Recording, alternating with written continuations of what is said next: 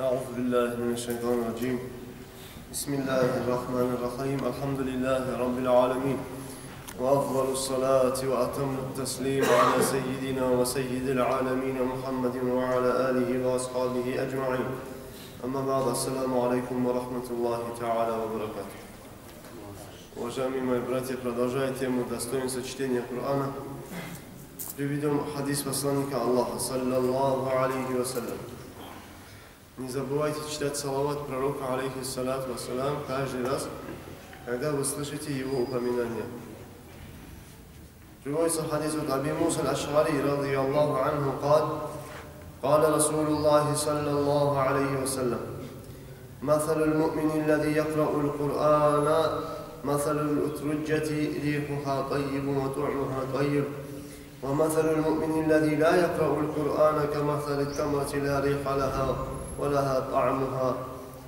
ريح لها وطعمها خلق ومثل المنافق الذي يقرأ القرآن مثل الريحانة ريحها طيب وطعمها مر ومثل المنافق الذي لا يقرأ القرآن كمثل الحنظلة ليس لها ريح وطعمها مر.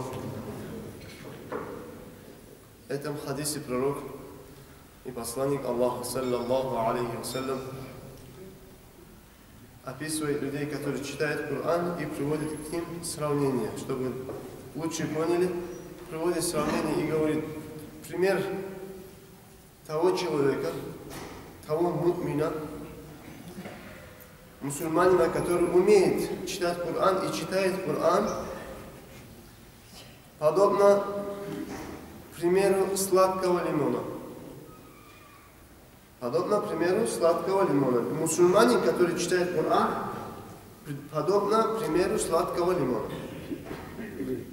И вкус приятный, и запах, аромат приятный. Вот это пример мусульманина, который умеет читать Коран. И вкус приятный, и запах приятный. Пример, говорит, мусульманина, который не читает Коран, подобно примеру финика. Сухого финика, понюхаешь, запаха не бывает, покушаешь, но приятный вкус, сладкий вкус. Значит, мусульманин, который му'мин, который Коран читает, он и вкус сладкий, и, значит, аромат приятный. Мусульманин, который не читает Коран, он подобно финику, сам по себе он сладкий, но у него приятного аромата нет. Мунафик, который читает Коран, подобно розе, цветку. Понюхаешь, аромат хороший. Мунафик, Коран читает, понюхаешь, вроде бы хороший запах, аромат.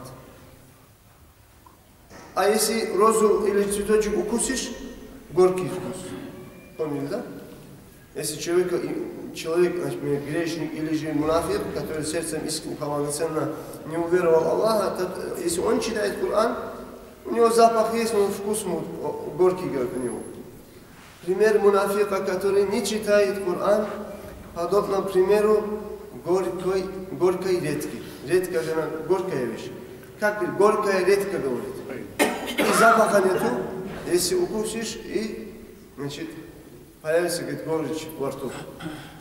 Расулуллах, саллаллаху алейхи вассалям, привел категорию людей. Из какой категории хотели бы мы стать, дорогие мои братья? И к какой категории мы должны стремиться? Чтобы мы были приятными, как сладкий лимон, приятными, как яблоко, понюхаешь, вкус приятный, поешь, вкус сладкий. Вот такой должен быть мусульманин, и таким должен быть стараться мусульманин.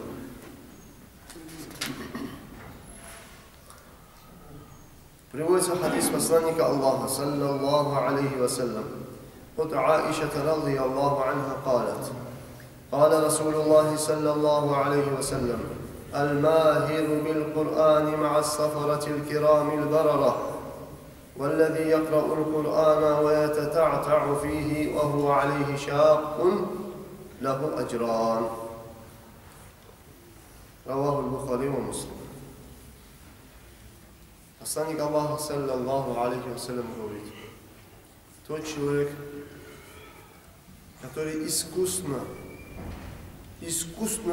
владеет Кораном, знает махрадж, знает таджвид, читает Коран махраджем, таджвидом, четко, любое место Корана он без запинки, без единой ошибки читает Коран. Этот человек ахирате будет вместе с ангелами, ма'ассафаратил кирамил барара, вместе с почтенными ангелами, вместе будет этот человек завтра судный день. Другой человек, который идет на уроки Корана, пытается читать Коран, стремится читать Коран, он заикается, значит, он запинается, у него так быстро, четко, значит, махраджем, таджвидом, как он читать тоже не получается, если читает, очень медленно читает, заикаясь, значит, запинаясь. У него есть трудности в чтении Корана, у него, значит, легко читать Коран не получается, как этого другого, то ему говорят за это двойное воздаяние. Аллах. Ему за это двойное воздаяние возле Аллаха. Почему? Ему же трудно. Ему же не так легко, как другому. Ему трудно. Поэтому, дорогие мои уважаемые братья, и молодые, и пожилые, старайтесь, значит, идти на уроки Корана. Например, человек читает Коран, читает его Коран с страшными ошибками, допустим. И он, например, когда ему говорят, он исправь ошибки, он ошибки тоже не исправляет, исправлять тоже не хочет, и старания тоже не проявляет. Да, ему за это грех. Ему за это грех. Почему? Потому что он не пытается, значит, не старается, не стремится исправлять ошибки, которые он допускает во время чтения Корана.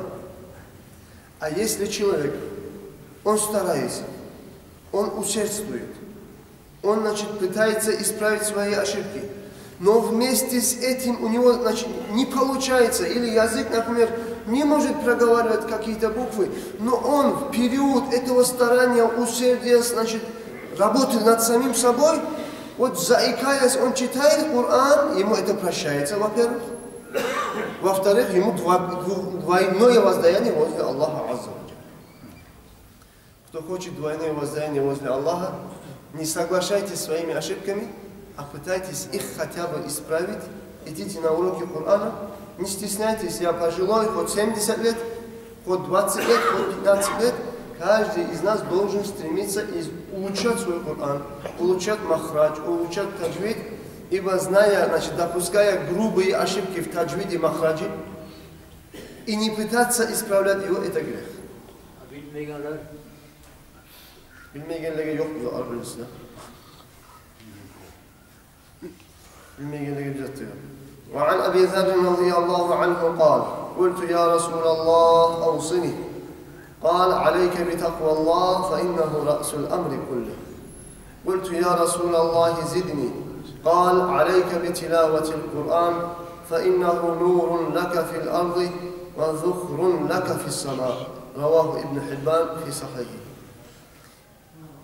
Коран подбаживаемый Адама, сурау говорит, если человек не умеет читать Коран, что ему будет? Мы же сказали в предыдущем примере хадисе, мусульманин, му'мин, который не умеет читать Коран, его пример подобно финику.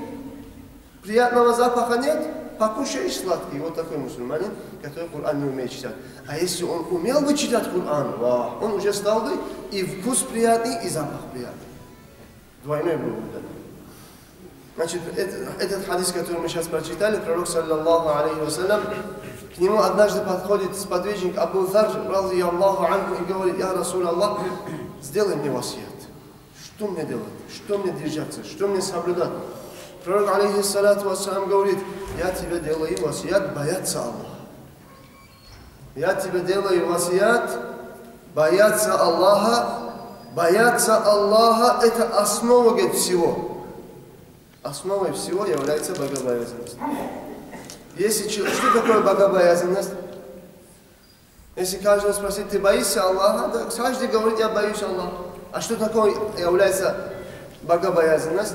алимы, которые делают тафсир от таква, они говорят, богобоязненность это означает имтисалю авамирилля ва иджтинабу навахихи. Это подчиняться полностью велениям Аллаха и остерегаться от запретов Аллаха. Чем мусульманин больше соблюдает предписания Аллаха, чем он больше остерегается от харама, он более богобоязненный. Если человек спокойно может убить человека, пролить кровь мусульманина, пролить кровь человека. Если человек, значит, может убить, может ограбить, может нанести какой-то вред, совершить зулму по отношению к другому, может оскорбить, унизить, это не является богобоязненностью. Богобоязненность, чтобы ты остерегался от всего того, что и в твоих поведениях, нравах, поступках, от всего того, что запретил Аллах, и ты, значит, выполнял все, что на тебя возложил Аллах. Кто больше всего боится Аллаха от харама и больше всего держит и соблюдает предписания Аллаха, этот человек есть самый богобоязненный. Пророк, алейхиссалату вассалам, ему говорит, ты, говорит, будь каким? Богобоязненным. Это основа всех деяний.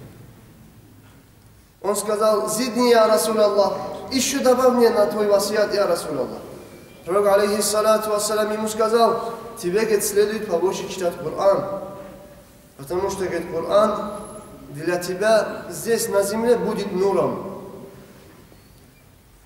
И Коран на небесах для тебя будет украшением. Возле обитателей небес Коран станет для тебя украшением. На земле он станет для тебя нуром. Поэтому Аллаху Та'ала, один из сифатов Корана, Аллах говорит, я, говорит, не спасал тебе нур. Имеется в виду Коран Аллах назвал нуром, когда ты читаешь Коран, в тебя заходит нур Аллаха. Ты становишься нуром. И в дуня у тебя бывает нур, и в ахирате у тебя бывает нур, потому что, значит, Коран увеличивает нур му'мина. Дай Аллах нам тауфик, дорогие братья. Продолжение этой темы услышите на следующих ваза насиатах. Ассаламу алейкум ва рахматуллахи та'аля ва баракатух.